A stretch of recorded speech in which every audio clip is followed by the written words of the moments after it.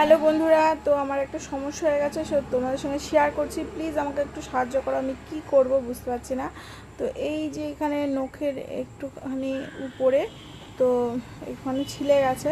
তো কি করে ছিলেছে আমি বুঝতে পারছি না। আজকে দুপুরবেলা হলো, বাড়িতে একটা কুকুরের বাচ্চা আছে, তো ওকে এরকম করে আদর করছিলাম। তো তো ও হলো মাথাটা দিয়ে এরকম করেছে। তো তখন কি লেগেছে কিনা বুঝতে পারছি না। আমি হ্যান্ড ওয়াশ দিয়ে হাত ধুয়েছি, তখন কোনো জ্বালা করেনি, কিন্তু কিছুক্ষণ পরে মানে ঘুম থেকে উঠে তো আমি একটু বাসন মাজলাম, যখন বাসন মাজলাম তখন এই বাসনের ফেনাগুলো দিয়ে হাতটা জ্বালা করছিল। তো একদমই উপরে একটুখানি চামড়া উঠে গেছে। তো একজন বললো টিটিনাস দেওয়ার জন্য, তো টিটিনাস দিতে গেছি। তো দোকানদার বলছে যে যে টিটিনাস তো দিতেই হবে, তার সঙ্গে আবার পশু ডাক্তারকেও দেখাতে হবে।